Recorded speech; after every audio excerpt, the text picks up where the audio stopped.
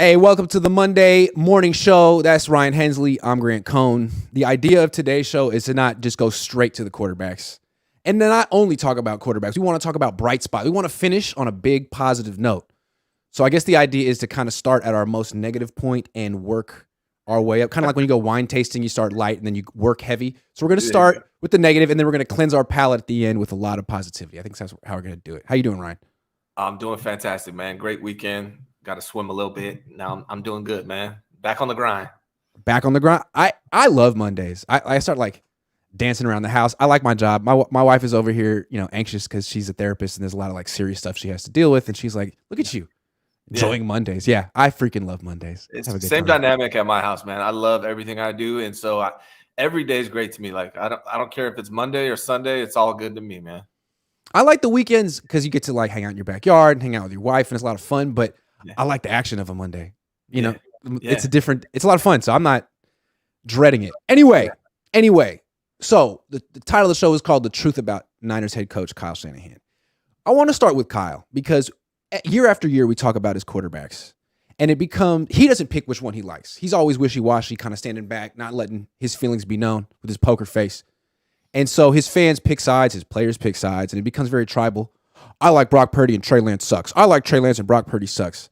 When it's like, wait, can we talk about the coach for a second? Because he always escapes criticism. Everyone always just agrees Kyle Shanahan is the best, and he's a quarterback away, and yet these are the quarterbacks he picks. So I want to talk about Kyle Shanahan, and I think what's interesting is it's hard to pinpoint what kind of a coach he is. Like, he's complicated. There are things he does well. There are things he lacks at. So I think we got to define him. To me, if you look at his resume, it's very clear what kind of a coach Kyle Shanahan is. Okay. He's a coordinator. He's not a coach. And I'm going to say what I mean by that.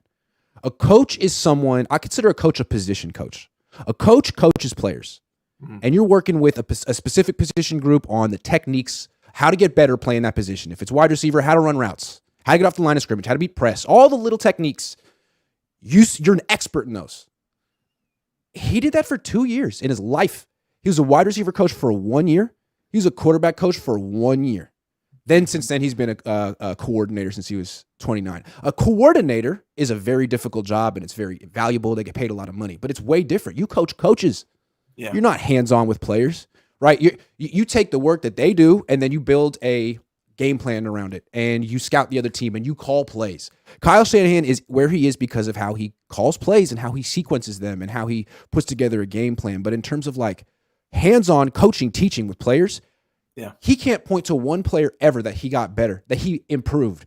And that, I'm not saying it makes him a fraud as a coach, but when you talk about his inability to improve a quarterback, he never did that. Bill Walsh did that.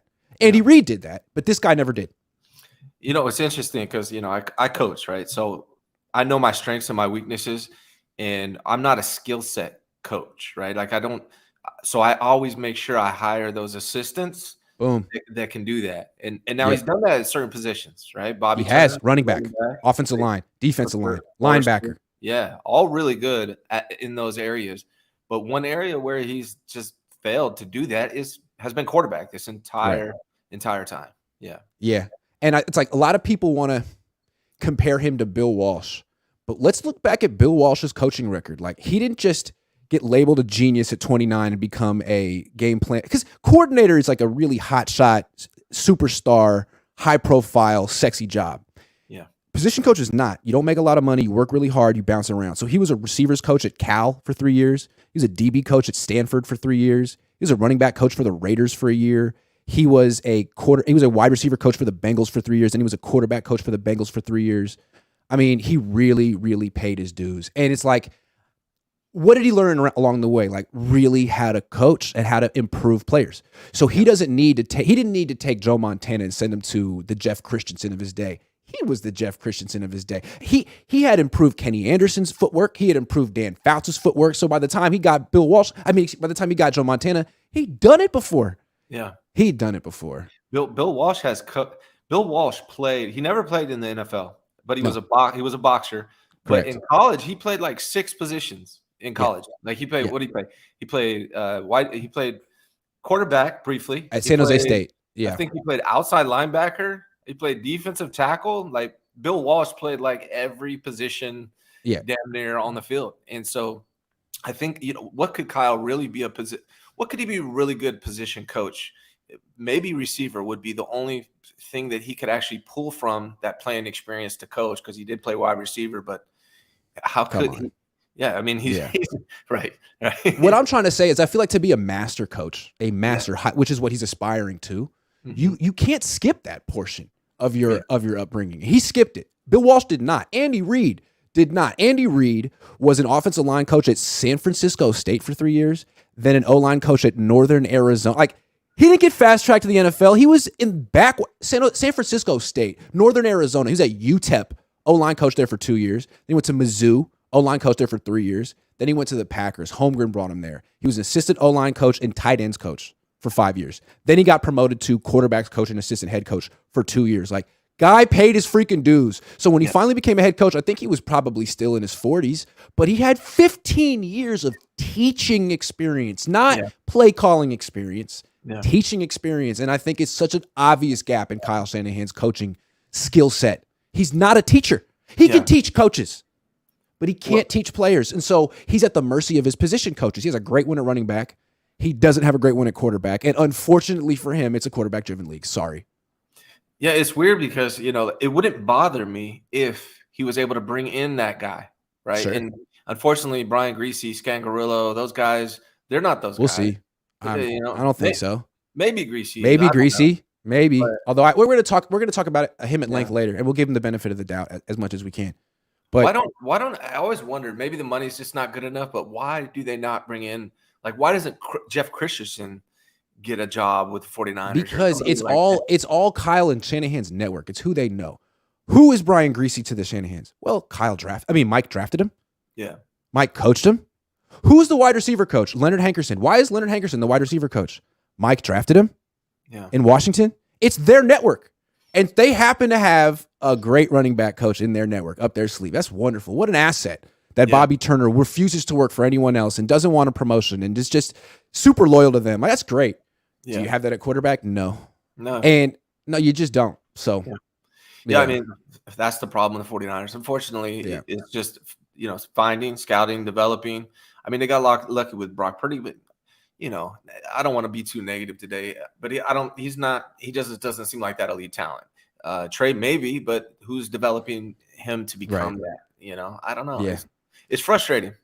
Here's another little fact. So I'm comparing Kyle to Bill Walsh, Andy Reid, guys who really paid their dues as position coaches and were two of the best teachers in the league, in addition to being play callers.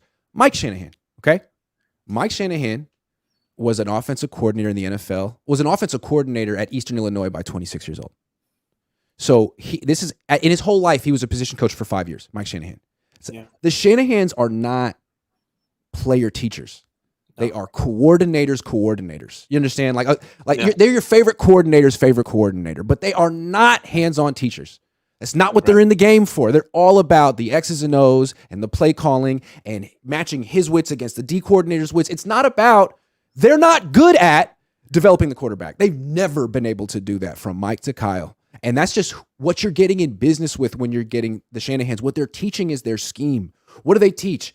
What all the words mean. It's a two sentence. Every play is a freaking mouthful. That's what they're teaching. Right. And when they have success, it's because the players have bought in and fit it. They're system coaches. That's what they are. They know a system. They teach that system. And if you can fall in line in that system, you'll have success. But they're not developing players individually to become better. They're not improving players individually. Now, maybe Forrester, Kosaric, those guys. Those guys do. Those guys are. But name a quarterback that's ever gotten better under Kyle Shanahan. Ever. There really isn't one. Or Mike. Yeah. I mean, they may have a little initial success, and then it usually tapers off. Or it doesn't work altogether. Matt Ryan is the one guy who had a better second year than the first year. Well, we don't know where that was going to go after that. I mean, that was short-lived. I mean, by how much? I mean, he was already doing pretty damn good. Matt Ryan, I mean, you're talking about like incremental improvement. And that was probably because of the offensive system, and that's a whole nother subject, because when you look at the Matt Ryan Atlanta Falcons offense, they were going deep. They were taking deep shots. It looked different from this 49ers offense that we've seen for the last 6 years.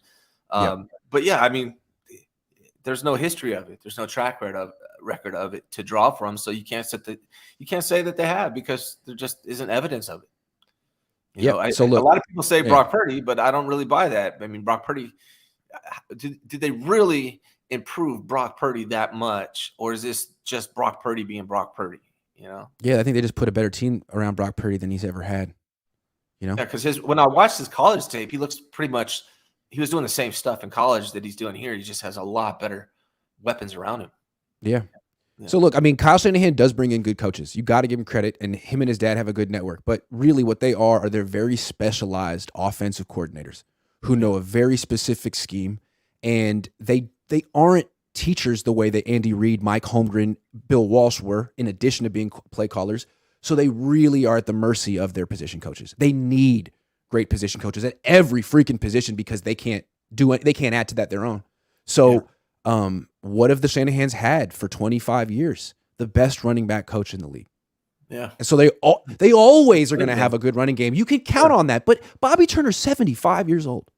He stepped away for 3 games last year, and the Niners were 1-2, and he came running back. Eventually, he's going to retire. What's going to happen to Kyle? Well, you brought up a great point. I think we should just reiterate. You said the 49ers and, Shanahan and Kyle both had Bobby Turner, great running backs coach, and they both had great running offense, right? Yeah. What they haven't had is good quarterback developers. And what they had John Elway, Steve Young, Matt Ryan, 3 guys who were developed by other coaches. Other than that, it's just been just a wreckage of guys who failed or got hurt. And that's why, for me, that's what they need. That's why I keep saying over and over again. Yeah, they need Steve Young, dog. They need John Elway. Go get him, baby. That's what they need. They need that in order to get over the hump. Now, it's not saying they can't win a Super Bowl. They've gotten close. Maybe they can. It's just it's a lot less likely without that guy. Like, if you're trying to win with a run game and a defense without that guy, it's tough, especially nowadays. The further the NFL goes down the line, it just seems like it's more and more necessary. And to think that they're going to develop a Sam Darnold or a Brock Purdy or a Trey Lance, all 3 of those guys, like Brock Purdy doesn't have that elite talent level. Sam Darnold has a history of just being bad mentally. Trey Lance has no experience. So why should we be confident that they're going to be able to develop any of these guys and make them better? I'm not, but I think the reason Kyle's doing this instead of just finding a ready-made quarterback that knows he can win with is I think he's so obsessed with the credit. Remember, his dad's not in the Hall of Fame. Okay, his dad has this tremendous coaching tree. His system is like the dominant system in the NFL. He won 2 Super Bowls, 3 if you count when he was an offensive coordinator. No Hall of Fame. His peers think there's something missing with him. What is it? Well, you're a scheme coach, and you rode John Elway's, you didn't develop him, and you rode him to 2 Super Bowls, and Steve Young. So Kyle, I think, is a little aware of that, and he's trying to show he can do it without a Hall of Fame quarterback, man. And that makes this really, if that's the truth, it makes his whole endeavor kind of pointless, man. Like, what are we doing here in Santa Clara? Part of me feels like there may be some truth to that, but I also feel like it's just he's not good at it. He's not good at scouting quarterbacks. He's not good at developing quarterbacks. It's simple as that. I think he would love to have Patrick Mahomes on his team. He just didn't recognize that Patrick Mahomes was going to be Patrick Mahomes, right? Simple as that. Also, if he was coaching Patrick Mahomes, would Mahomes even be this good, or would he be hurt all the time? How about that? Well, Andy Reid is really good at catering his offense around his players versus Kyle's trying to find players that the exact opposite. Yeah. Every time Kyle Shanahan brings in a player, it's like, oh, he's going to be like this other player he had in the system in the past. Like, yeah, everyone fits a little role that he's done before. And the reason he doesn't bring in offensive linemen beyond the left tackle is because they're not toys that he can play with. There's nothing he can do. They just block. That's it. Blocking's important, but he can't like put him in motion or split him out wide, or it's like there's nothing he can do with them that makes him look smart. It's not fun. They're not toys. He likes his toys. You have all the toys, man. You need protection, insurance. Be a grown up. I would gladly, not gladly, because I like these guys, but I would sacrifice a few players on the 49ers for an elite offensive line and an elite quarterback. I would gladly do it, All right. Let's talk about these quarterback coaches, man. Yeah. Let's talk about these quarterback coaches. So Kyle Shanahan, again, we've mentioned him and his dad have a tremendous network, and he's put together, like he's got Bobby Turner, great running back coach. Chris Forrester, great O-line coach. Chris Kacerek, great D-line coach. Johnny Holland, great linebacker. That's 4 right there. Quarterback coach. The Niners have switched this 4 times. They came in with Rich Scangarello. He got promoted to OC with Denver. God knows why. Niners get Shane Day. Then they sort of let his contract expire after a couple of years, let him go to the Chargers, bring back Scangarello. Then they kind of let his contract expire or fire him, and he goes to Kentucky as an offensive coordinator. Takes a big down step. They bring in Brian Griese. Yeah. So now Shane Day got fired from the Chargers last year. He's now with D'Amico in Houston as like some offensive assistant, and Scangarello got fired like mid-season by Kentucky. He's unemployed. So and now you got Brian Griese in his second year with no coaching experience, who's over there thinking like, yeah, I'll see how much longer I want to do this. I mean, really. So and you got Clay Kubiak, the assistant quarterbacks coach, who's very hands-on, and his experience was he was at an offensive coordinator, head coach at a high school in Houston for 8 years. About 32. Yeah, so they got. It's kind of a bad sign when the 49ers quarterback coach gets fired by Kentucky. Not good enough to coach at Kentucky, but he's the 49ers quarterback. It's kind of a bad sign. Bad sign. Yeah, I mean, who knows? I guess the book's not written out on Griese yet. And, it's tough to understand why Brock Purdy played so well and why Jimmy. I think Jimmy played the best he's ever played last year. Maybe that has something to do with Griese. So maybe Griese is the honestly, if I'm betting out of all these coaches that they've had so far, I probably think Griese might be the best one that they've had. But that doesn't mean that he's the kind of guy that can develop a Trey Lance. I just don't understand why he's picking the guys he's picking. So Scangarello wasn't necessarily, he hadn't coached quarterbacks that much. Like he's a coordinator. He's not a position coach. Look at his resume. He's a long-time coordinator in colleges. And so you bring him in, they gave him credit for developing Jimmy Garoppolo. No, the Patriots developed Jimmy Garoppolo. He just taught Jimmy Garoppolo the scheme. That's it. So what the quarterback coach does on the 49ers is teach the quarterback the scheme. And he also helps the quarterback understand where to go with the ball. Because you understand, Kyle doesn't really want the quarterback to read the field.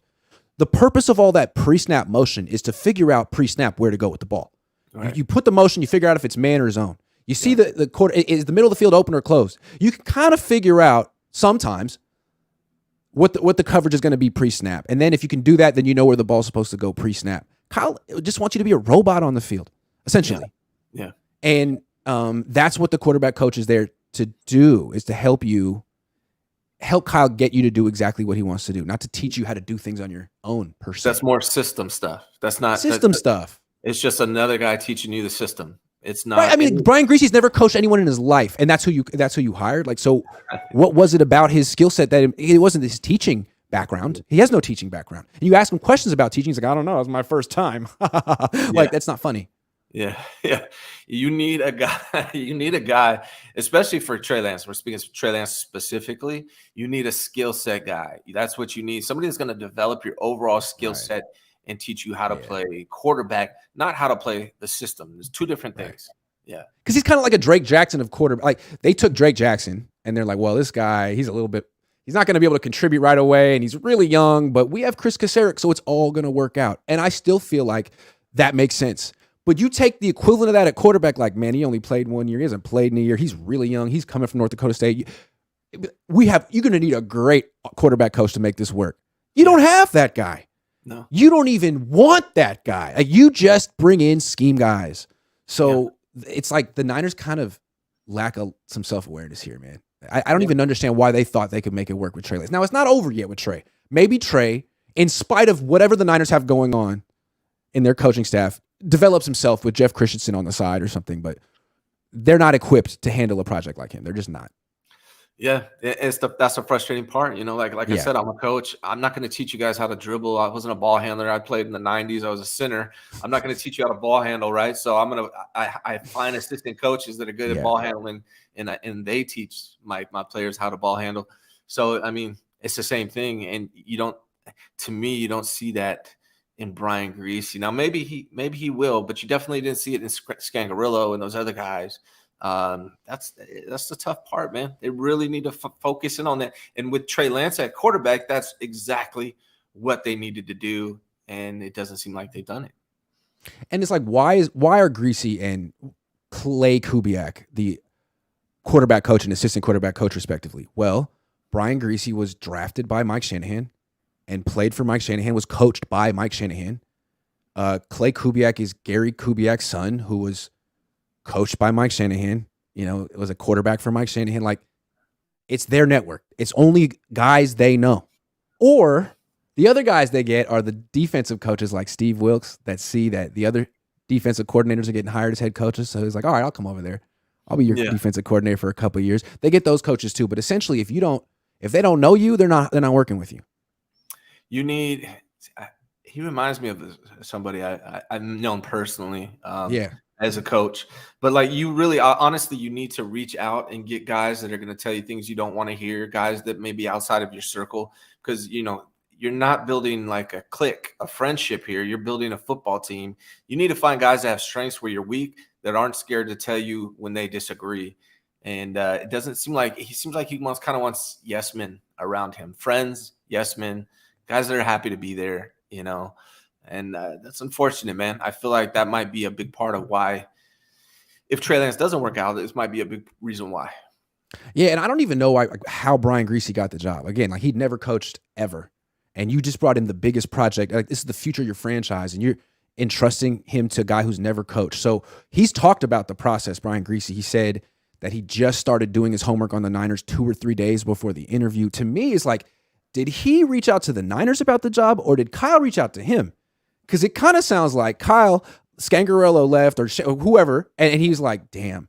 And he calls Griese, or Mike calls Griese. He's like, hey, man, would you go take this job with the Niners? And he's like, I don't know, man. Like, I've never been a coach before. And they're like, come on, man, you'd be great. He's like, I don't know, man. Like, my family's over here in Colorado. Like, they're not going to come with me.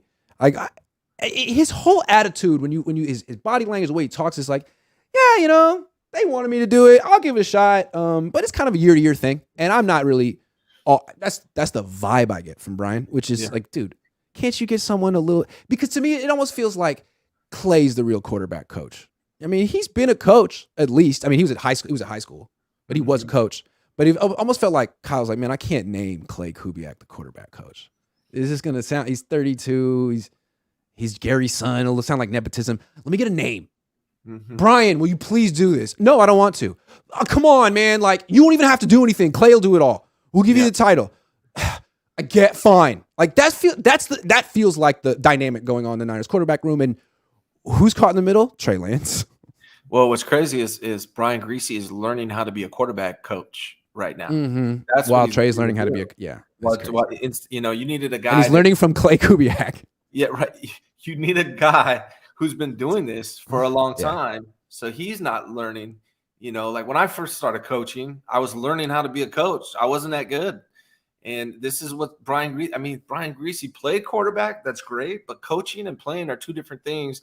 You got to learn to be a teacher. There's so much involved with it. And he's learning right now how to be a quarterback coach while he's trying to teach Trey Lance how to be a quarterback and Brock Purdy. And that's not the formula you want. At this level in the NFL, you want an experienced quarterback coach, someone that has a track record and a history of developing quarterbacks. And that's not what Brian Griese is right now.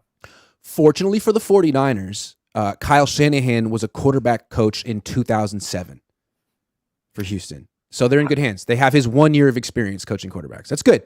It's good.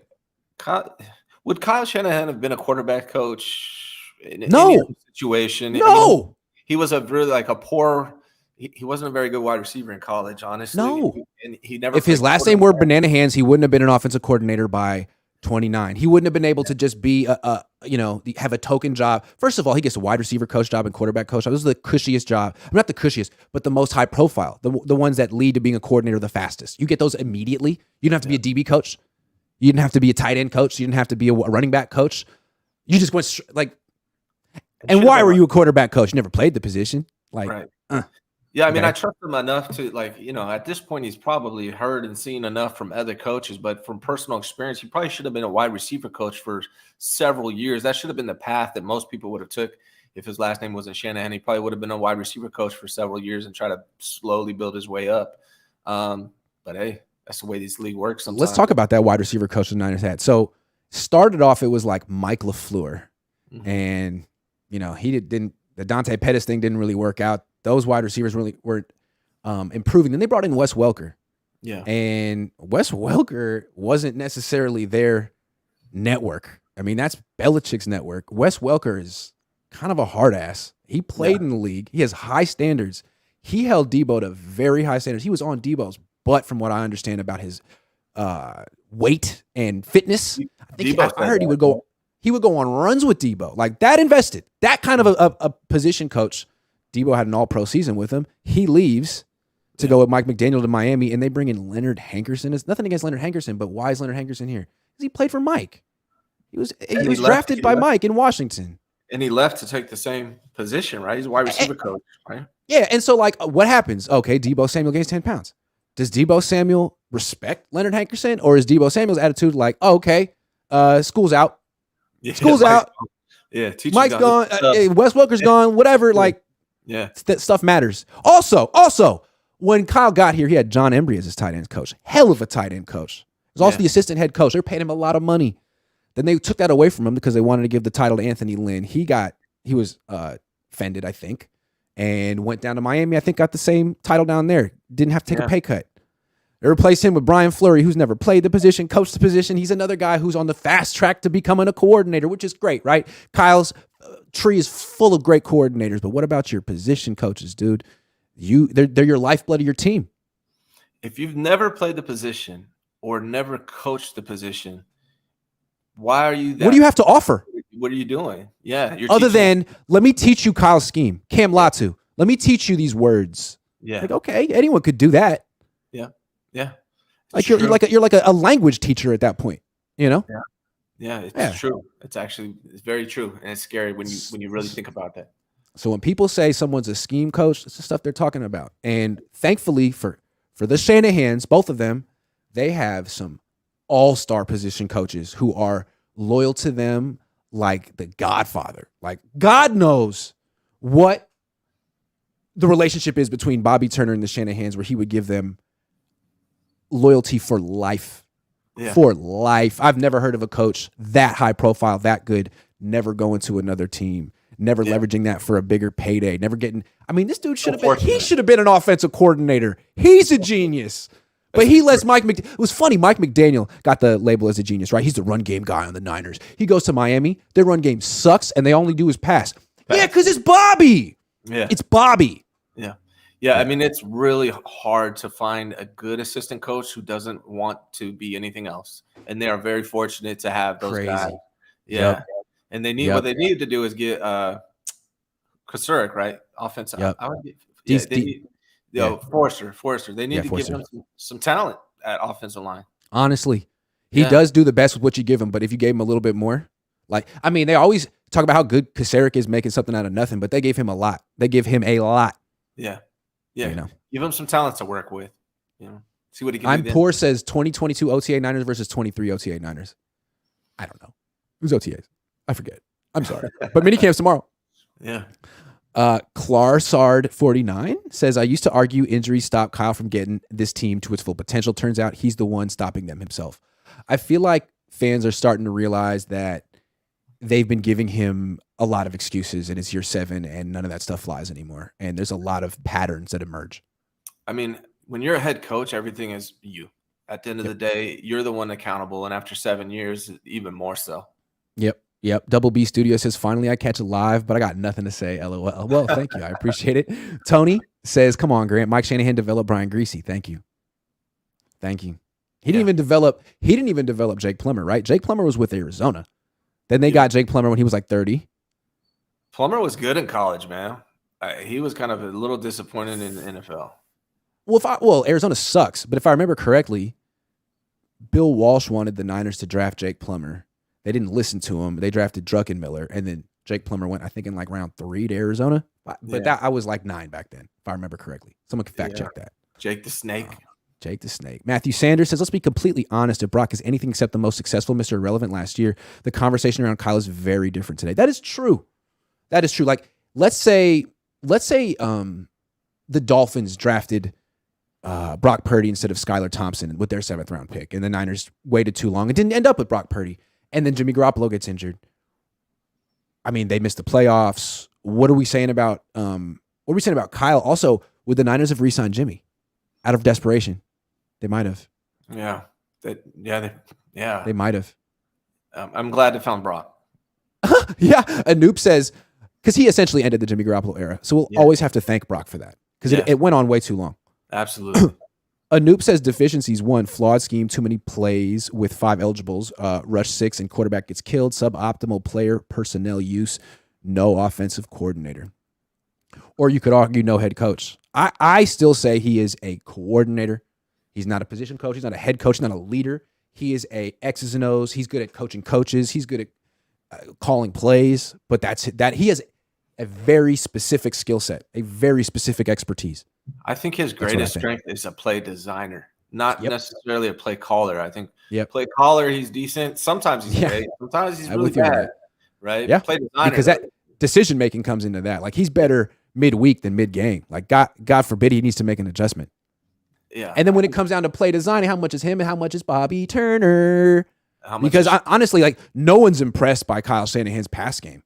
You hear Kurt Warner talk about it. He's like, man, this is really pared down. There's not a lot going on here schematically. Is there a run game that everyone's like, man, this is just phenomenal in the play action to a degree? His passing game is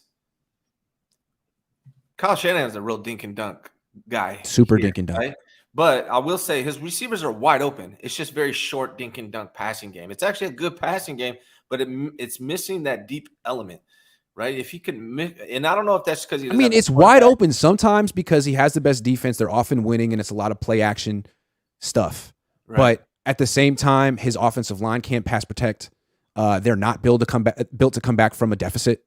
Like there's very specific ways that they get guys. He doesn't have a dangerous passing game. Right? No. It's like the secondary part of the offense. Yeah. He'll get you wide open short. Yeah. And he'll do it a few times a game, but he can't do it when it counts. He can't do it when you absolutely need it. Like he wins running the ball. Yes. Tyler says, I think the Niners purposely choose to not invest in a real quarterback coach. Nah, I don't know, man. Do they know one? And they're like, now let's not call him. He's good, but and he'd be perfect, and we know him, but screw that guy. Like I just don't think that they have that guy in their Rolodex. Yeah. I don't think they do. Gary Kubiak wasn't even that great of a quarterback coach. Who did he develop? I'm sorry. He just was a scheme guy. It's what the Shanahans are. I'm sorry, but that's what they are. They're scheme coaches. It's why Mike's not in the Hall of Fame. Right. His peers think, no, sorry. I'm not. I don't care that you have three Super Bowls and an entire coaching tree and a scheme that everyone wants. It's not enough. Yeah. So Sean McVay was an assistant coach for 20 years before he became a Super Bowl winning coach. What's the point of this conversation? What are you saying? Sean McVay was a position. My point is that being a position coach matters. Maybe some coaches don't need to do it, but how good of a coach is Sean McVay really? You either need to be a position coach so you can teach the skill set, or you need to be able to hire it. And what we're saying is he's not somebody who's able to teach these quarterbacks, and he hasn't hired someone that's able to do it yet. Sean McVay's another one. He was a position coach for 3 years. How good of a coach is Sean McVay really? Or is he just a good scheme coach? Another scheme coach. I would say he's another scheme coach. He won a Super Bowl. Something I've been thinking about that no one talks about. We talk about Kyle's coaching tree, but isn't most of it really Mike Shanahan's coaching tree? Yeah, it's not really Kyle's. Yeah. I mean, D'Amico. Who besides D'Amico? Who is a Kyle? Which one is a Kyle coaching tree? Saleh. Yeah, I mean, these D coordinators that he's been picking have kind of been him, but like otherwise, I mean, all the offensive guys were working with Mike. McDaniel was, LaFleur was, all of them. Yeah, it's true. Yeah. It's true. MD 2020 says, I wanted to vomit watching Greasy's interview. He's absolutely not a coach. I hope he gets fired. His attitude said it all. Feel so sorry for Lance. Yeah, he's not a coach. He was a player. He was an announcer. And he is a coach, but he does not have a teacher's temperament, to me. I mean, it's tough. The thing is, like, we don't know how he works with the quarterbacks, but we know how he presents himself publicly to the press. But those could be two different things. So maybe we also know how Bobby Turner presents himself and how Chris Forster presents himself and how Chris Kasarik presents himself. And those guys, basically their attitude is, man, I could talk about this all week if you let me, with no interruptions. Whereas Greasy's attitude is, I don't want to answer any of your questions. Like, what do you have to hide, man? You're just talking ball. He's still learning himself. He might need to ask some questions. Yeah, exactly. Aaron Parker says, saw Purdy reportedly will be fully cleared around August 21. Some seem to think he will start week 1. Is that enough time for him to be ready? Man, we don't even know if we'll be alive by then, baby. We'll have to see, man. Yeah. Niners really creating a lot of expectations. This is the team that this is the team that like invented the phrase setback. So just chill. I think if Purdy starts week 1, I think that's probably the best thing for locker room dynamics and maybe the 49ers, maybe Trey Lance, honestly. But I don't know if that's the best thing for Brock Purdy. You know, the Niners wanted everyone to take down the interviews, and I think it's the greasy one they didn't want out there. And there's one thing he said that maybe they didn't want out there. They keep saying he's on track. We hope he'll be back week 1. Purdy doesn't say that. And then what Greasy said was, we want to be smart. It's not a race, and we can't have a setback. So I think privately they're thinking, look, if he misses 2 weeks of the season, it's okay. It's not a race. We often start slow anyway. So that's very interesting to me. If that's privately what they're thinking, and they start Trey Lance for 2 weeks, that's bad for funny Trey. Things could happen. Yeah. It could be bad for Trey, but also it gives him an opportunity to play. If he's a gamer and wins 2 games and they just want to, the plan was to go back to Brock week 3, well, but things happen. I just think it's an opportunity for Trey. But opportunity. Not a great one. It's not a good one, honestly. No. It's really not. No, you got the guy breathing down your neck, right over your shoulder. Yeah. John B says, I may have missed this earlier. Any thoughts on Matt Mayoko's report today that Purdy will start week 1 and there's nothing Trey can do to take back quarterback? I didn't see that. I've always said that Brock Purdy, based on his gameplay, deserves to be QB1 if he's healthy. I just believe that. You can't take away starting 7-1 or 8-0, however you want to look at it. What Brock Purdy did in the game has earned him the right to be QB1, but now he has to go out and do it again. You know? Yeah, but it's not that simple, though. Like, this is presuming a theoretical world where he's back for training camp. Like, we don't know when he's going to be fully ready. So until that day happens, how can you make any projection? Yeah, we don't know what he's going to heal like. We don't know if he's going to have enough time under his belt to get back up to speed. I mean, Brian Greasy said Brock Purdy still has a ton to learn. Is he really going to be able to learn that coming back a week before the season starts? There's a lot of questions for Brock Purdy. And that's why I say if I'm Brock Purdy, I prefer, hey, I'm going to take my time and worry about my long-term career and not try to rush and be out there week 1 when we normally start slow anyways. Mm-hmm. It could be bad I think whoever starts week 1, whether it's Trey Lance or Brock Purdy, I think it's going to be tough for either one of them. Or Brandon Allen. Yeah. Yeah. The coach says Kyle's fast track to his career was his daddy's system. It's time for the quote unquote genius to show us something different. The staff can't keep saving you. It's true, man. It's not just that it's his dad's system. It's that it's been pretty static. I mean, they dress it up with like the jet sweep or whatever, but it's like, even that's kind of old news at this point. Why don't you do something new? I mean, but again, I can come back to like, what is Kyle going to be post Bobby Turner? I'm really interested to see, because I feel like he is almost their ghostwriter, like Kyle's Drake, and Bobby Turner is whoever's been writing Drake's bars the last 10 years. And if that guy ever retires, is Drake still going to be popular, I wonder? Or will he just be making house records that no one really likes? That's that house records. I'll pass. Hard pass on that. Yeah. I passed on his entire discography, but that's just me. Yeah. I'm like unofficially biased against any rapper from Canada. I just feel like that you shouldn't. He's very pop. It's an American genre. He's very pop. Yeah. Yeah, it's different. Yeah, we also, he's half Jewish. I'm half Jewish. I feel like if he's a rapper, I could have been a rapper, and I can't be a rapper, so he can't be a rapper either. You know who else is a Jewish rapper? Lil Dicky. Who? Lil Dicky. Not a fan. Mostly because I'm racist against my own people. I'm so sorry. It's terrible. Wow. Look, I'm Jewish. We shouldn't rap. I'm saying that right now. I'm saying it right now. That's why I've never rapped. I would have been a great rapper, but out of respect, I'm just not going to do it. Oh, my goodness. Yes. Anyway. No comments on the Jewish stuff. Sorry. You're a rapper. You're a rapper. When I was young. But, when I was a kid. Yeah, in a different. Joseph Stockbridge says, is Grant's asthma aunt? Huh? Is Grant asthma aunt? I don't know what that means. I don't get it. I don't know what it means. No. Shout out to Grant. Best in the game, says Luis. Best in the game. Best in the game. Chris Grove says, Ryan, overall thoughts on the quarterback coach you had on? Overall thoughts on the quarterback coach I had on. Who are you talking about? You talking about Greg Pinelli? He's great. I like Greg. If that's what you're talking about. I like Greg too. Yeah. I like Greg too. That was a while ago. maybe you're bringing it back. But he's supposed to come on. We're supposed to talk dink and dunk, unfortunately. Purdy will be 80% healthy, and they will make him play. That's what I'm afraid of. Yeah. That's what I'm afraid of. Not good for Brock. And that's what I'm saying is I feel like if that happens, that's not good for Brock. That is good for Trey Lance because an 80% Brock Purdy is going to possibly be a problem. But hold on. I don't think they're going to do that, though. But listening to Greasy in the interview that is forbidden to talk about or listen to, he said there's no reason. It's not a race. There's no reason to rush it. Can't have a setback. So again, publicly they may be saying he's looking great. Buy those season tickets. He'll be there week 1. Privately, they could be like, hey, man, project confidence. But if he's not there week 1, who cares? Who cares? I hope you're right. I think that would be. I think Brock Purdy. The thing about Brock Purdy is I think he's smart enough to understand it. And I don't think he's going to go if he's not 100%. I think he'll just say. It sounds like Brian Greasy's smart enough to understand that. And if Purdy's smart enough to understand that, then maybe what the Niners are saying publicly is just. Is just their public stance. It's posturing. That's what I think. Matthew Sanders says teaching Brock will ruin him and his instincts. Oh yeah. Don't think it won't. Basically what Brian Greasy says, Brock, he thinks he's good with all these plays he's been making, but what we want him to do is stand still and just do what Kyle says. Sweet, man. That's great. He tried to do that on the play in Philly and he got hurt. Well, maybe if he had moved. Look at Jimmy. 2017 Jimmy was a little bit exciting, right? And then he just became the most dink and dunk game manager. A robot.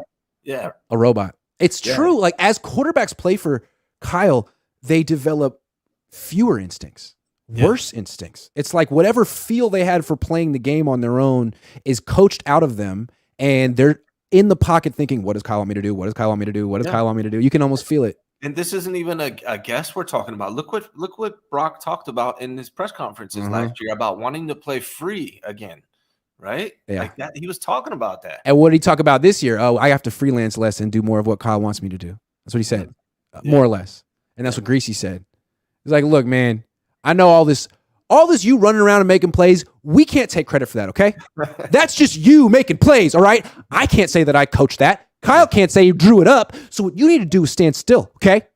And if you get hurt, you should have stepped up. You should have moved, but only then should you move. They need a quarterback who does everything Kyle says, and if it's not available, then after that point, you are able to save him, and then he'll be happy. But everything else has to be exhausted. All the what you should do is have to be exhausted. Dude, if you so he'll give you a play, you'll do the motions pre-snap, you'll read the defense. If Kyle looks at the picture and decides the ball should go to X receiver, and you throw it to Y and complete the pass, he'll still be pissed at you. Yeah. Film days must be super fun the day after a game. Yeah. Because it's not about how you want to play. It's about how he wants to play. Yeah. He's that much of a micromanager. You can't win a Super Bowl like that. Yeah. It's too much. Dude, if that's how you feel, strap it up yourself, man. Buckle your chin strap, get on the field. Oh, you did that already. You had 14 catches in college, man. Let the real athletes play the sport. Get out of the way. Double B Studio says lunch choices, pizza, chicken, burger, burrito. Today? On a Monday. Burrito's a little heavy for a Monday, man. You have burrito for lunch, you might be asleep by 2:30. You know what I'm doing? What? I'm cutting up the steak I had last night and making a quesadilla out of it. I like that. Yeah. I think that's genius. That sounds like a guy who's been around. I've been around. I've seen a little experience. Yeah. That's right. I like that. I would know pizza. Sourdough Sam says skip the Drake every time. Yeah, just not for me. And every year I come back to the Niners, I'm thinking this is going to be the year where we're not going to have to hear Drake at practice. But no, they keep playing him. I mean, the dude's almost 40. Do the kids still listen? Do the young men still listen to Drake? These young kids think he's like one of the greatest. Yeah. They really love that Canadian sound. Double B Studio says that explains everything. Jimmy was better new to the system. Purdy was good when new to the system. RG3 was good when new, etc. Yep. Yeah. They're going to turn them into robots. They're taking their brain. And what does Kyle like about Kirk? He's just a robot by nature. He's just got the personality of a robot. Sorry. Yeah. He's just at home being a robot. So let's talk about Kirk Cousins.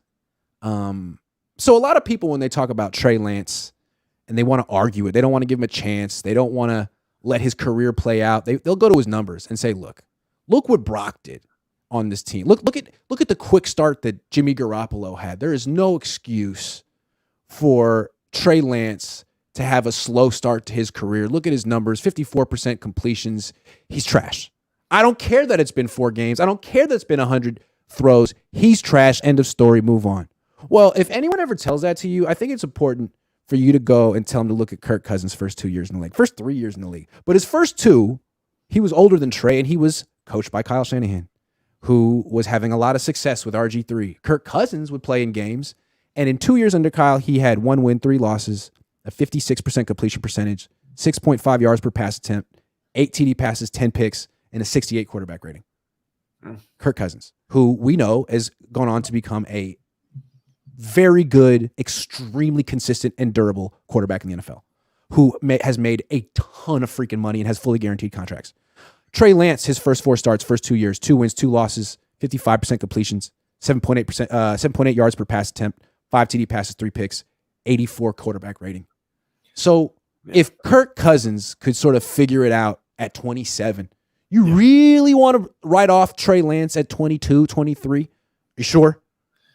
Those statistics, when people bring up Trey statistics, it's really crazy. Like, obviously, you have not looked at other quarterbacks in this league. Those are actually pretty damn good compared to a lot of quarterbacks, including Hall of Fame quarterbacks. And there's something like that people really aren't, you could talk about the finger. I think that's a big issue. People want to dismiss it. That's all good. But there's a big difference between throwing 10 yards or less 70% of the time and 49% of the time. So if you're going deeper with half your throws, obviously your completion percentage is going to go down, especially if you're a brand new rookie with a broken finger. There's big differences. It's crazy to assume that you know anything about Trey Lance based on his initial statistics, or that means he's a bust. Like, I can name countless Hall of Fame quarterbacks that had worse statistics than Trey Lance throughout his first 100 snaps. Right. I mean, like, look at what's happening. So Brock Purdy is sort of the RG3 in this equation, right? Yeah. Instant success, a lot of wins, a lot of big time numbers. Probably would have been the rookie of the year if he'd started a little bit earlier. And serious injury, big time freaking injury in the playoffs. Okay. Trey Lance is more the Kirk Cousins. I mean, it's flipped because of where they were drafted, but didn't have instant success. And it'd be interesting. 10 years ago, you could have been like, well, look at RG3. He was a rookie of the year. Kirk Cousins, he freaking sucked for 2 years. Clearly, that means that RG3 is going to have a much better career than Kirk Cousins. But no, that's not how life works. It's not how it worked out.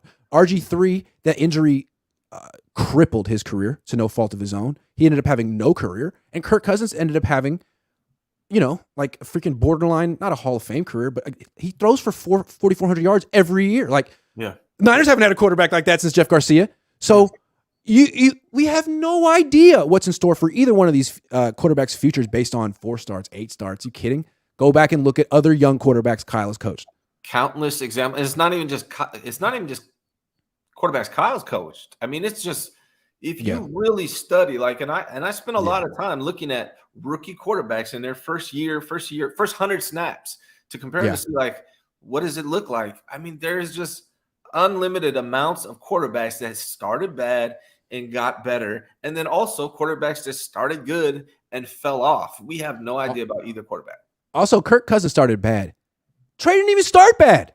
Right. He has an 84 rating. Like, Cousins was 68. He won a must-win game in his rookie year with a broken finger. Like, he hasn't been great the way Brock Purdy was, but he hasn't been bad the way Kirk Cousins was. He's been up and down and injured. And a lot of people want to act like they've seen enough. They have some proof that he's a flat-out Tim Tebow bust. Like, nah, you don't. Let's chill. Let's be open-minded with Brock, even though it's fair to be skeptical that he can go from a guy the entire league overlooks to franchise quarterback. Like, that's a huge stretch. But at the same time, I think it's fair to say he's a good quarterback. Yeah, I mean, he's a good quarterback. Calling him top 10 is crazy. Saying you don't know it's too soon. Now, you don't know. You don't know. He's a good quarterback. He is. So far, what he's done was really an amazing rookie season, and hats off to him because I've never seen anything like it. That doesn't mean he went from third string to a guy who's definitely a good quarterback. But would he start for any other playoff team? And honestly, we can't even call him. He had a good season, is all I can say. Half a season. We can't say he's going to be this or that. Just like with Trey, you can't say he's going to be this or that. We have to see how it plays out It's just there's too much history. If you know anything about the NFL and you study quarterbacks, there's too much history of quarterbacks starting good, becoming bad, starting bad, becoming good. It's just crazy that everyone's like so dug in. All I've ever said about Trey Lance is I like his potential. I want to see how it plays out. I never said he's going to be some great quarterback. I just said he has the potential to become that, and I want to see it. That's all I've ever said. Yeah, and I think people need to chill. And it's like, again, if Kirk Cousins can sort of people say he was developed by Kyle Shanahan. Nah, he never played well under Kyle. The light bulb went on for him when he was playing for McVay. So God forbid Trey Lance leaves the Niners, goes to the Rams, works for someone like McVay, someone who's had some success. I just want to say, a lot of people say like, oh, Kirk Cousins isn't that good, or Niner fans wouldn't want him. I just want to point out, since 2015, he turned 27 in 2015. Since that year, this dude has missed one game, and he has thrown for less than 4,000 yards one time, and he's thrown for fewer than 25 touchdown passes in a season one time. Like, yeah, he's not top 5, or maybe he's not even top 10, but he's better than every quarterback the Niners have had since Jeff Garcia. Like, Kaepernick had a moment, but like, this dude is super consistent. Yeah. Super. Yeah. Yeah. I mean, people are opposed to him coming here, but I think it's an upgrade over every quarterback we've had. I mean, we haven't had it. I mean, it'll be interesting to see if Brock Purdy is able to play a full season, what he can do on a full season. If he continues to play the way he did at the end of the season for an entire 17 games, then maybe he might be that guy, but we'll have to see. Jeff Christensen says Cousins' arm talent is better than Lance. I'm working on it, though. Thank you, Jeff. You're doing God's work right now, man. Keep doing what you're doing. You got a much better athlete on your hands now, though, than Kirk Cousins. That dude is. Yeah. Is he the least athletic? No, you got Jimmy Garoppolo, James Richard. Oh, Jimmy Garoppolo might be the least athletic quarterback in the NFL. Purdy has the weakest arm. Yeah, and it's tough, man. Like, I was really trying to think about it. I saw you say it on your show. I asked people what their opinions are. Some people had a couple other people, but it does seem like Brock Purdy might have the weakest arm strength in the NFL at quarterback. Yeah. And that doesn't make me feel great. No. And it's like, a lot of people are like, it doesn't matter. Like, okay, but you don't necessarily want to be the team with the quarterback who has the weakest arm in the league. That was never Joe. He never had the weakest arm in the league. The goal. No. It's a hard way to win. Yeah. Double B Studio says Kurt Warner wouldn't last in Kyle's dink and dunk system. It's why I don't think Trey will last in this system. He's a playmaker. He doesn't fit the system. Also, Brandon Ayuk is so underused in this system. Like, he's Torrey Holt, to your point about Kurt Warner. He's Torrey Holt. He should be playing downfield with a quarterback like Kurt Warner. Instead, he's like in these tight little formations close to the line of scrimmage, running little choice routes like he's Wes Welker. Yeah. It's freaking Brandon Ayuk, man. He's getting wasted in this team. He should go somewhere else. Brandon, leave. Yeah. Leave. Don't leave. Don't leave, Brandon. Leave. Yeah. Yeah. Tyler says, so we need a guy at quarterback who can tell Kyle to shut up and make his plays by himself. Yeah, Kyle will run that guy out of town so freaking. Kyle is the emperor of Santa Clara. He'll never let that guy. I mean, that's Aaron Rodgers, right? Why is Aaron Rodgers not on the team, but he's playing for Robert Saleh? What happened when Jimmy told him his plays suck? That was he was gone 3 months later. Uh-huh. Thank you, Jeff Christensen. Jay, Steve Young didn't have a good first year. He didn't have a first good 7 years, right? Like, he was bad for a while, right? Necessarily. He went to the USFL. Was he bad in the US? I don't think he was bad in the USFL. No. He was a big-time player for the LA Express. Then he went to Tampa, which is a ridiculous organization, and they botched it and made a bad decision. Let's talk about that. So, Sam Darnold, a lot of people think he could be the next Steve Young. He could be the next Alex Smith, that quarterback, maybe the next Geno Smith, the quarterback who was mishandled by a bad organization and flourished somewhere else. Jim Plunkett. Sam Darnold, though, if you squint, you might be able to see a little Alex Smith in him. If you squint, you might be able to make a parallel maybe with Steve Young, but I think he's kind of unique in the sense that he turned 26 yesterday. He's on his third team. That means, so let's back up. He was the third pick in the draft from the Jets. They gave him 3 years to play and to prove himself, and he was such a disappointment that they fired the coach, brought in a new coach, and Robert Saleh didn't want him. So they traded him to Carolina. Now, Carolina did want him. Carolina had like the 8th pick in the draft, and instead of taking Justin Fields, they took J.C. Horn and traded a 2nd, a 4th, and a 6th for Sam Darnold. Another, again, a big investment. Like this is we're not gonna get Justin Fields. We're gonna get this guy. He could be a franchise quarterback. Fails again. 2 years. Doesn't get it done. Lose to Baker. Coach lose to Baker. Gets fired. Coach gets fired. They bring in a new guy, Frank Reich. Doesn't want him. Drafts a quarterback and signs Andy freaking Dalton and says, "Good luck, Mr. Darnold." So you have 2 organizations, multiple coaching staffs being like, "Nah, it's not going to work with this guy." But the Niners come in and say, "All you guys are stupid. You don't know what you're doing and you're incompetent. Watch Brian Greasy work his magic." It feels very arrogant to me. And I feel like it's hard to point. I think, name me a quarterback from the last 30 years who got passed around this quickly, this young, who ended up being good. Like, I can't think of anyone. I don't think there is one. No. I mean, Darnold's just, the problem is he has a good skill set. It's just the mental stuff. And maybe Kyle can make it so simple for him that he's able to improve here. He does good have enough skill set to get you fired as a coach. Every coach who's coached Sam Darnold since high school has gotten fired. Clay Helton. Well, that's the thing is like if Sam Darnold's strength is his skill set, but you have to dial it down and make it simple for him, then what's the point? Or if it's the same thing, if no one can actually tap into the skill set and it's all potential, then does it even exist? And that's what people say about Trey. But it's like, yo, Trey's played through 4 games. We need a little more evidence. Sam Darnold has played darn near 60 games. He's been through a bunch of different coaches, a bunch of guys, 2 different organizations that invested heavily in him, said, "We tried everything, man. You suck." Yeah. Like, that's not what Steve Young went through. That's not what Alex Smith went through. Alex Smith, the Niners knew deep down they screwed him over and they couldn't let him go. They knew it. Steve Young, one team made one bad decision and chose Vinny Testaverde over him. Like, this is different. I've always thought, and I still think, that Sam Darnold was brought here to be an insurance policy. I think a lot of, when you sign a player, you're going to say really good things about him. That's what Kyle's done. And I think a lot of people took that and ran with it. And they're making it seem like he's this guy that's competing for the QB1 spot. I really don't believe that's what he is. I don't think that's what's going to happen. I think he's an insurance policy. You and I talked about what kind of quarterbacks are the 49ers going to bring in. We brought up names. I thought someone like Sam Darnold. When they first signed Sam Darnold, I'm like, okay, cool, insurance policy. And then all of a sudden it took this whole narrative, Sam Darnold is going to beat out Trey Lance. He's going to beat out Brock Purdy. I don't see it happening. I don't think he's going to be rejuvenated. His career is going to be, reestablished here. I don't see that happening. I think he's an insurance policy. I feel like you're not taking into account the 49ers' arrogance here. I'm sorry. Here's the way I look at it. Like, I think they feel they made Brock Purdy. Like, when we say that they haven't developed a quarterback, Greasy's over there being like, wait a second, man. I did that with Brock. That was Mr. Irrelevant. That's my work. And I would be like, dude, are you sure? Are you sure? So, because to me, what they should take from that is, man, we got freaking lucky.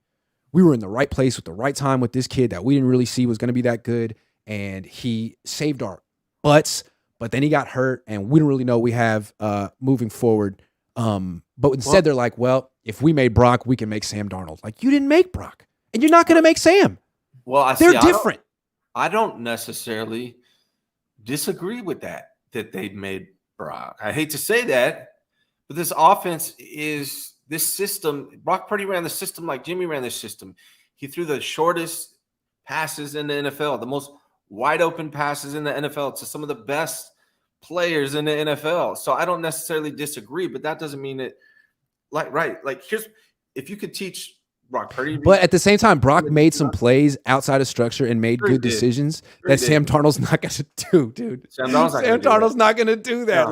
No, I just don't think they developed Purdy. They put him in a good position. He didn't have to do that much, but they didn't develop anything. Like, they have to build up Darnold from the ground up in terms of confidence. It's like, you can't even do that with Trey. They're not going to develop their individual skill sets, but they can plug and play them into a system and a team that elevates them, right? That's what I mean. Yeah, but if it isn't elevating Trey, why is it going to elevate Sam? Well, because for whatever reason, Trey, like if you look at the numbers, Trey has not ran the offense. Right. That's right. The same offense that Brock Purdy's running. Right, and that's the same thing that happened in Washington with RG3 and Cousins, man.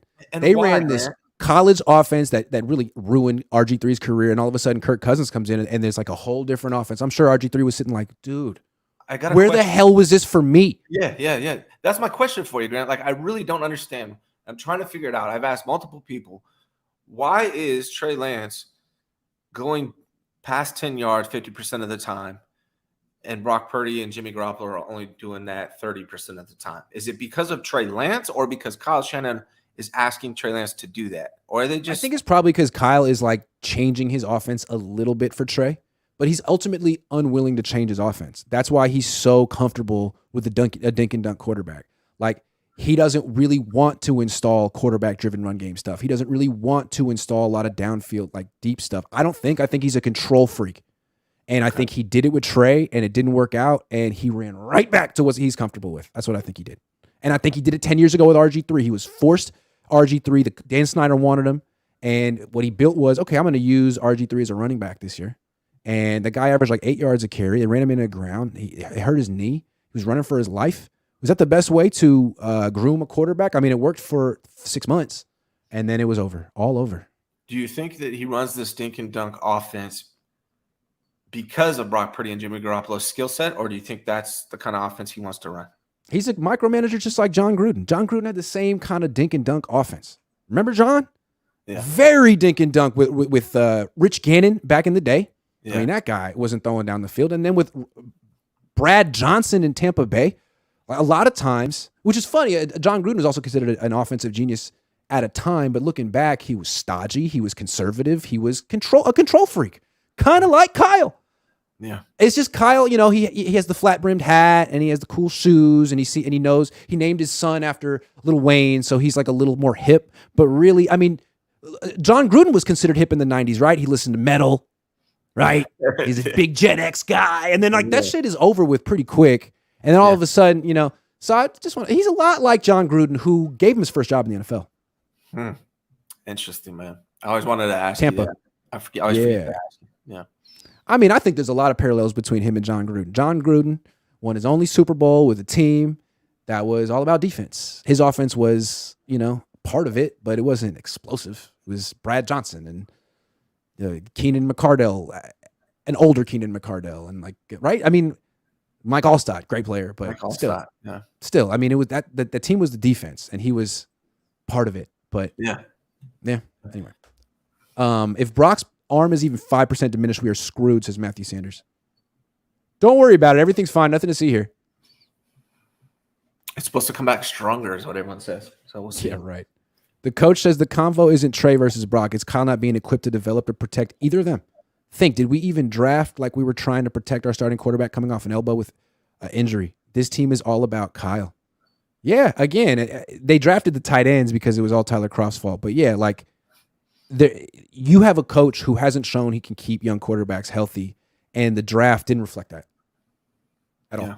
Yeah. The offseason didn't reflect that. Nothing reflects that. Good point, Coach. Mui says, I'm not one to get attached. I sometimes want everyone to get fired so we can talk about new people. Me and Coach been talking about trading Kyle to Dallas. Think about it. Can't happen this year. For Dak? Micah Parsons. Interesting. Think about it. Can we get an O-line? Can we get an O-line and a quarterback? That's my request. If we're going to trade Kyle. Like it. Take Dak back. I just let him coach Dak, man. That's who he needs. But anyway, that's a good point. Yoda says Trey and Brock have both played 8 NFL games. Why did they say that? How's he played? Maybe Trey has appeared in a few other games off the bench, but he hasn't started played 8 games. Dalton Yancey says Kyle has bounced 3 schemes between 3 different quarterbacks and had gotten them all hurt. Jimmy's injury has beat him mentally. Trey hasn't had a chance, and Purdy got hurt because Kyle frustrating. Highly.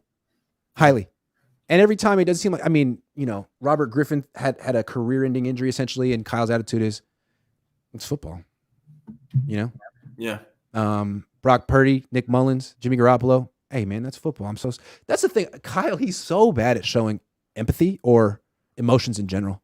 That's why we always notice the D coordinator jumping around. It's like, oh, yeah, because Kyle is just like stone-faced all the time.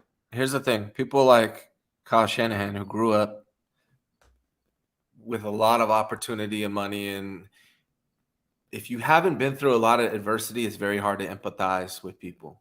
I think that you see that with a lot of people that grew up the way he grew up. It's hard to empathize because you've never been there. True. Double B Studio says we need to boycott if O-line is trashed by midseason. Boycott. This team is making money hand over fist. Rico Westbrook says Darnold cooked us when he played for Carolina. No, he didn't. Cooked us? No, he didn't. Who's us? Not the Niners. What's funny is the Niners cooked Darnold when they faced him in 2020 when he was with the Jets. Then Saleh gets the Jets job, and he's like, "No, we're good. Pass. You're out. Yeah. Pass." Zach says Grant talked to Mullins about his surgery recovery. Okay, I'll try.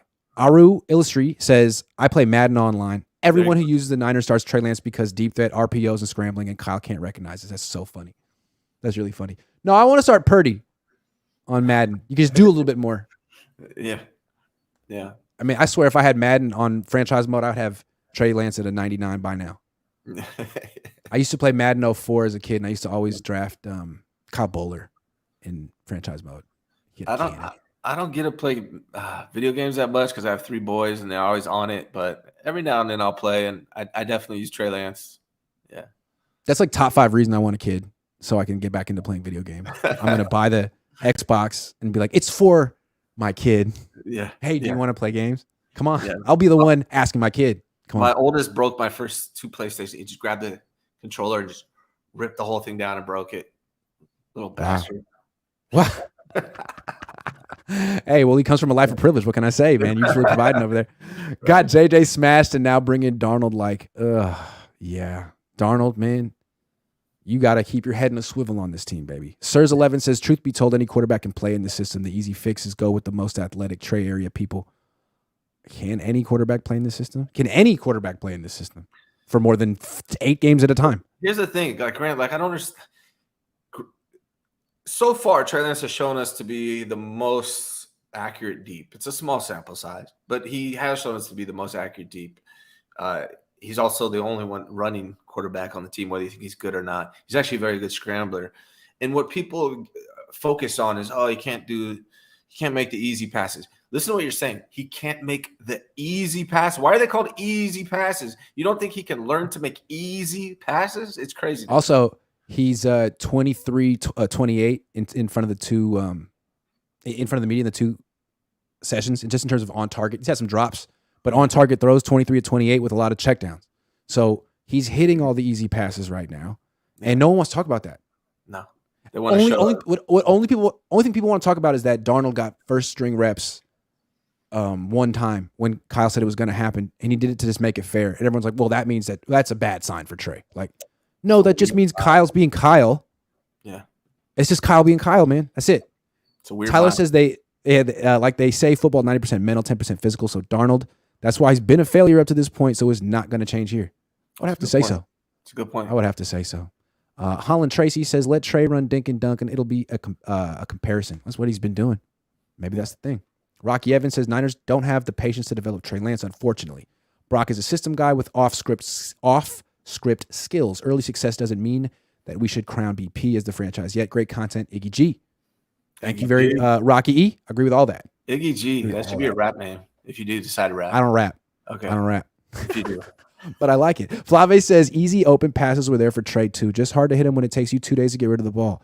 Okay, Flave, but you will be happy to know. So here's the thing about Flave. He's a Trey Lance fan too because he's a 49ers fan. And as he says, he wants all of these quarterbacks to develop. So, Flava, you'll be happy to know that Trey actually has really improved on the short stuff. He has. I'd love to know what you think. Christopher says, I don't think the majority of fans realize that our quarterback room and O-line is an issue and very well could result in missing the playoffs. Only reason the Niners made the playoffs last year is young Brock. That's the only reason. I think the 49ers make the playoffs. Unfortunately, I think we're going to see the same thing we've seen for a long time now, that they go to the playoffs and lose to a team that does have a good O-line and a good quarterback. What I think is crazy is last year to make the playoffs, the Niners legitimately needed all 3 of their quarterbacks.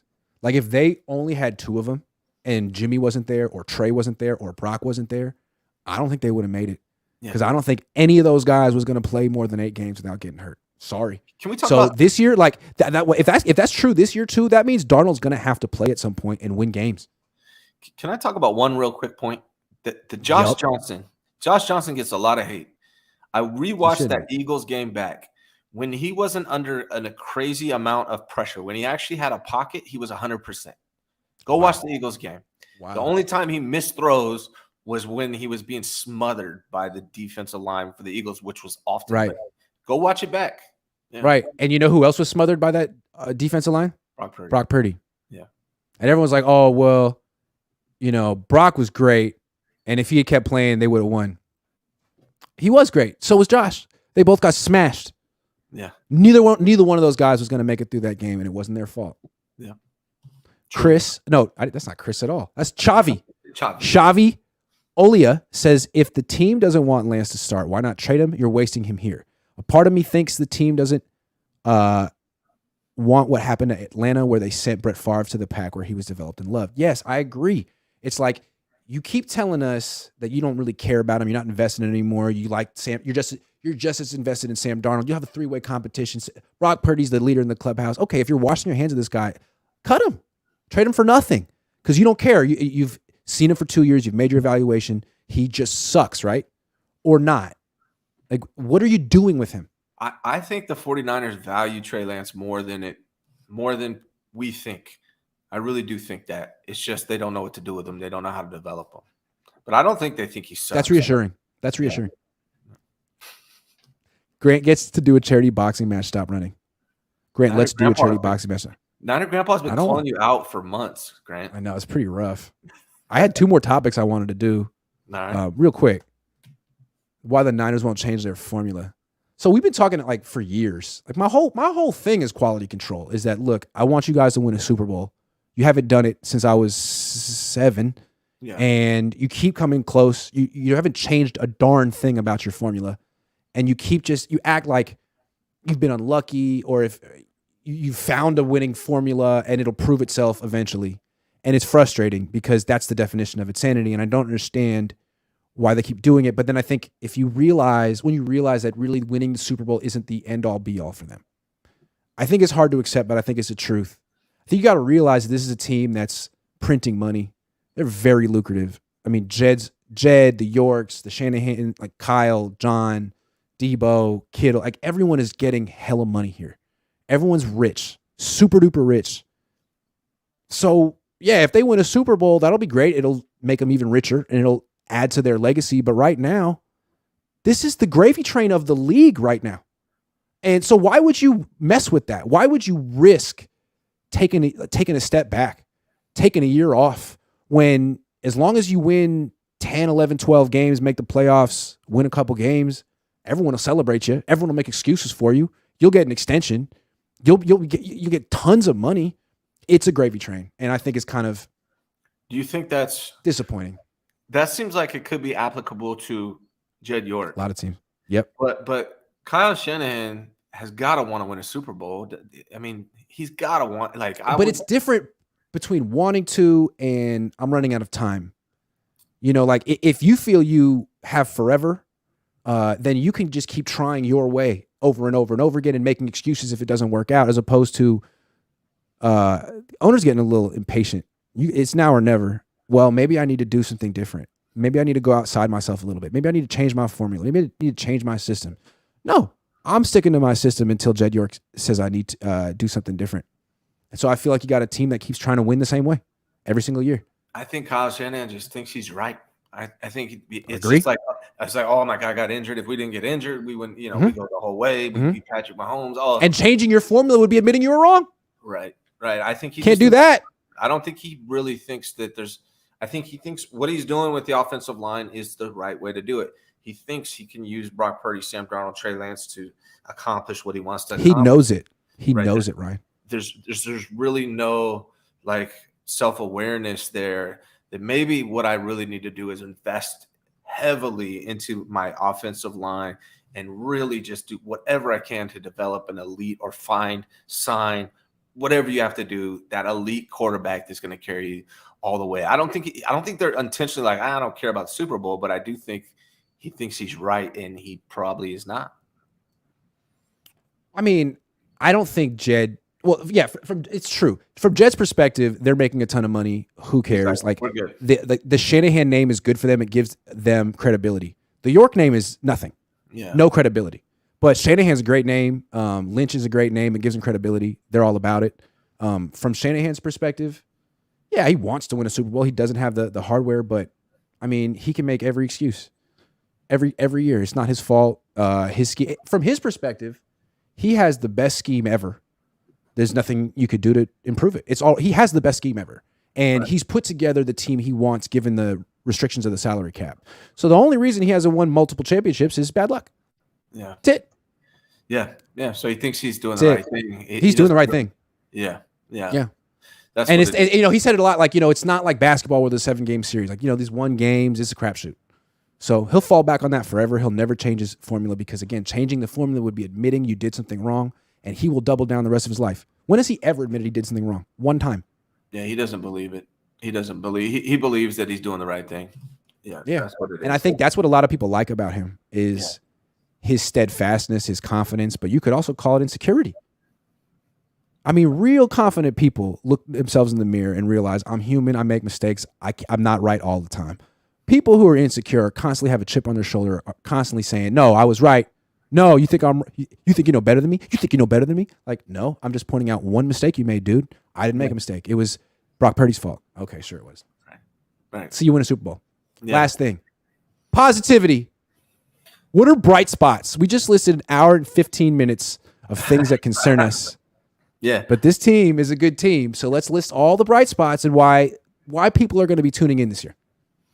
I mean, there's a lot of bright spots. We could take another hour and 15 minutes. It's just seems like the most important ones aren't bright spots. But if you want to talk bright spots, I mean, we can go on for a long time. The running back room, I think the 49ers running backs might be the best in the NFL.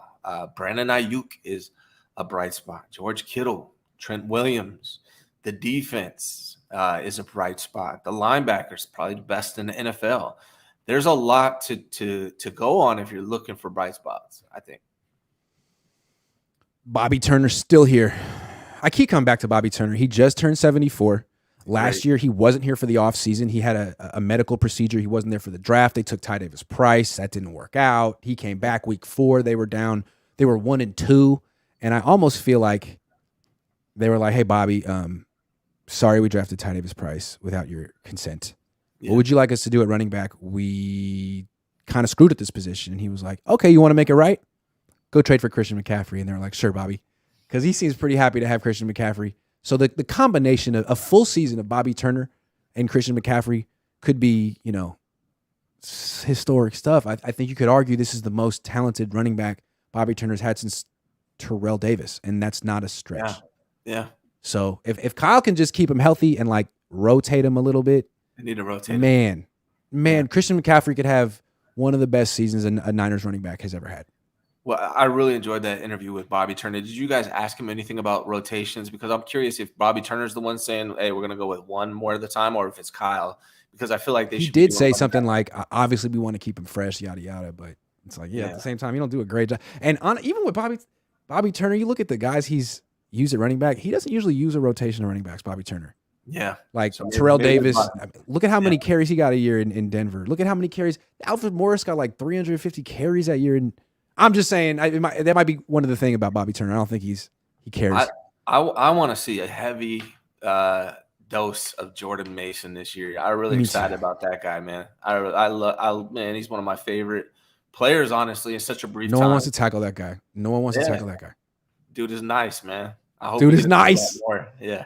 Okay, so the run game in general, as long as Kyle Shanahan has those running backs, Jordan Mason, you can't count on Elijah Mitchell. I'm so sorry. Anything you get from Elijah Mitchell is freaking – he's like Mostert. Yeah. But Mason, McCaffrey, Juszczyk, and Bobby Turner, that's a great core of your team that you can count on. Yeah. Also, those linebackers, man. Didn't you say TDP looked good so far this year? Looks better. I mean, he looks like he's in shape. He caught some passes. Whenever he gets a handoff, he runs right into a pile and gains 2 yards. It's like, as opposed to Jordan Mason, who's like, boom, downfield. It's like he always finds daylight. Even in practice, you're not finding daylight. Doesn't seem promising to me. Okay. All right. No All right. hesitation for Jordan Mason. Daylight. No, like doesn't stop his feet. Boom, boom, boom. Yeah. Ty Davis Price is just running into offensive linemen all the time. I don't know what that is. All right. Maybe it's not being good. Maybe it's not just not being good. Yeah. Well, let's keep it bright. Let's keep it bright. Let's keep it bright. Next, you're talking about the linebackers? Well, let's stick with Brandon Ayuk for a second. Yes. Just how freaking good he is. Like, they didn't post it. They used to always post the nicest throw of the day on their Instagram or Twitter. I don't know why they're not doing that this offseason, but Trey Lance had a 40-yard beauty to Brandon Ayuk, who was really well covered, and all of a sudden he just jumped up, caught the pass over Darrell Luter Jr. Like, he looked just like Justin Jefferson. They don't really have the quarterback to take advantage or the scheme to take advantage of Brandon Ayuk. They use him like he's freaking Wes Welker. But this guy is in his 4th year. He's in a contract year. He's so good. He's probably my favorite offensive player. I mean, maybe him and CMC, but I just like his personality, like his mentality. Like, he's just fearless. He's not afraid to like mix it up with getting better. He works his ass off. Like, plays with anger. Yeah, he's the guy, man. I really like BA. Is one of probably love BA. Yeah. I really think the gap between him and Justin Jefferson isn't that big. Justin Jefferson is like the best wide receiver in the league, can do anything, going to get crazy contract, but he also gets to run post corner routes. When's the last time you saw Brandon Ayuk run a post corner? And if he did run one, would anyone even throw him the ball? Probably not. Brandon, if you're watching, I feel your pain, baby. I'm sorry. I'm sorry. Yeah. Anytime you see Brandon Ayuk catch the ball, it's like some in-breaking route at like 5 yards, 10 yards, maybe 15 yards. Just a bunch of that. I mean, I don't want to get negative, but he's a Ferrari, and you're running him into traffic, man. Would you get him into space? Get him in the fast lane, please. If I'm the Niners, I'm giving Brandon BA a new contract, and I'm trading Debo. I hate to say that, but that's what I'm but hold on though. If they commit to Brock Purdy long term, they need Debo, and he's the guy. You need Debo, man. Like Ayuk is, you're wasting Ayuk. Yeah. No offense to Brock Purdy, man, but if he's the long term quarterback and that's your guy, then Ayuk needs to go. He cannot waste his career running drag routes. Yeah. Slants.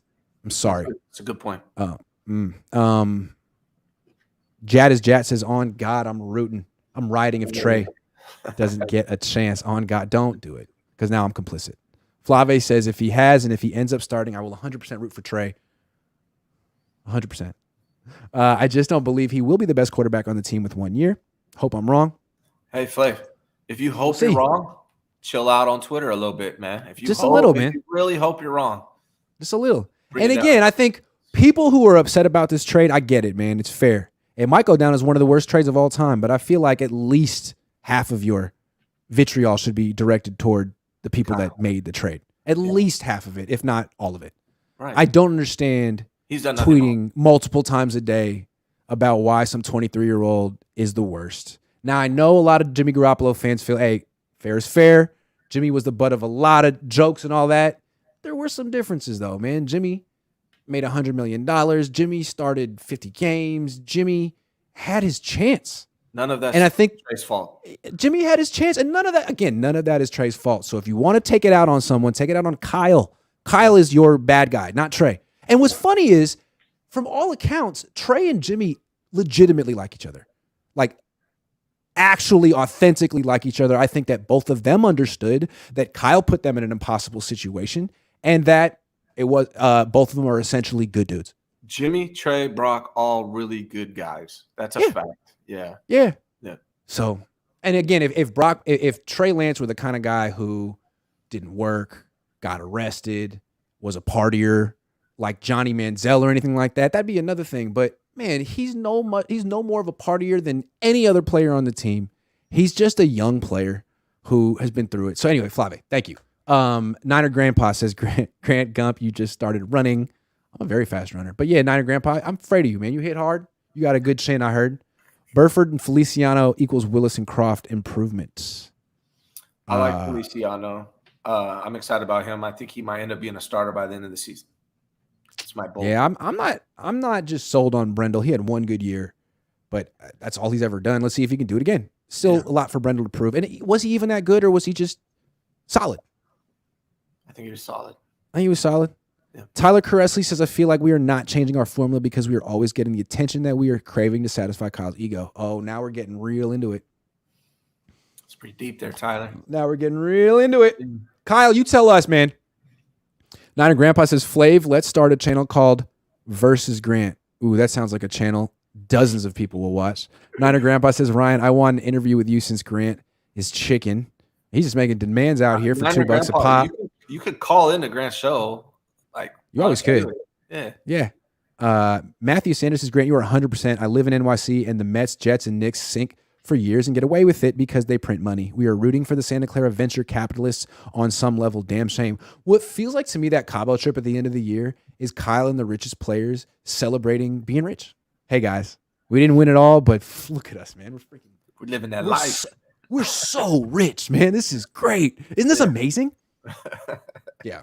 From Kittle. And so, I don't know. That's what it kind of feels like what they're celebrating. I mean, we didn't win it all, but frankly, I mean, not everyone can win, but can everyone live this life that we live? No, this is great. Yeah. Rob Schneider says, a lot of NFL vets are podcasting now. Just watch Delaney Walker talk about how Vernon used to fight every practice. Grant, I know you got funny stories. Is this the real Rob Schneider? Isn't he a Niners fan? The real Rob Schneider is a Niners fan, isn't he? Is he? I want to say that Deuce Bigalow, Male Gigolo is a very underrated movie. It is. Eddie Griffin is in that. Eddie Griffin is super underrated. I feel like he got famous kind of like right when he hit 40 and was a little bit older. But Undercover Brother was funny. That was Eddie Griffin, underrated. He kept having these little heart-to-hearts with Rob Schneider in like Hot Tub in that movie. Remember? Has anyone seen that recently? It's funny. Yeah. He's like eating ice cream in the hot tub and he drops it and he picks back up. He's always good on Adam Sandler's movies too.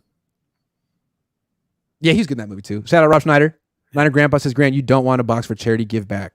Niner Grandpa says, only humans that run for months in Forest and Grant. Dude, leave me alone. I don't want to fight. He really seems like an old grandpa, like a bit. Like I know. Leave me alone. You're going to beat me up. Sven says, for both, who's your realistic pick? Who will be the starting quarterback to end the season, hopefully heading into the playoffs? Darnold. Oh, shit. Brandon Allen. Brandon Allen. Yeah, so Brandon Allen. It's going to be Brandon Allen. I'm going full until Kyle proves it that I'm wrong about this. It's Brandon Allen. He's going to be the quarterback week 18. Mayoko Purdy cleared on August 21. Hold on. It's June 5th. How can you say he's cleared until it's August 21? He's going to get cleared on August 21, so he'll get cleared at the end of training camp. Excuse me. If I'm a little confused, we'll see about that. We shall see about that. Grant won't put me on the show. It would be fun. We need a special invitation. Call in. Yeah. But not today because it's 12:30 on a Monday and the show is over. Yes, sir. So we did it for 90 minutes. I got a lot off my chest. It was fun. Yeah, man. Thank you. Yeah. Good stuff. I'm if anyone cares, you can come to my channel. I'm doing a no quarterback talk, positive vibes only tomorrow morning at 10 a.m. because I feel like that's all I've been talking about. So if you guys want to tune in. Yeah. Charles Tribble says, how come Kyle played to the strength of Jimmy but can't play to Lance's strength and get his confidence up, then develop as he goes? He can hand the ball 30 times to it's true. I mean, again, this all happened 10 years ago in Washington. Go back and read about RG3 if you don't remember him, man. Like, yeah, he did the same thing to him. It's like, okay, you're a generational talent. You're an Olympic hurdler. Well, now you're running back. Sorry, it's the only way I can play with you, man. So sorry. When Kirk Cousins comes in the game, we're going to have a totally different offense because that 4th round pick has some real arm talent. Sorry, dude, you're just a glorified running back. So it's the only way I can coach you. Sorry. There's nothing wrong with dinking and dunking if you can also take the top off, Right. So that was Brady's game. Exactly. Brady had an arm. He could dink and dunk, but he also could throw downfield at Randy Moss. Patrick Mahomes, same thing. He dinks and dunks, but when you're least expected it, he's going to take the top off on you. That's right. What they do is they take what the defense gives you, okay? But if the defense plays cover 1 robber and they're giving you the deep throw, are you going to take it? If not, then you're a dinker and a dunker. End of story. Yeah. It's a Fact. Yeah, Niner Grandpa says, help me out, Grant. Let's do content. It'll be comedy. No. Give me an email. No. Absolutely not. It's not how you collaborate with me. You got to be a lot more finesseful than that. Yeah. Thanks for watching the show. I'll be back later.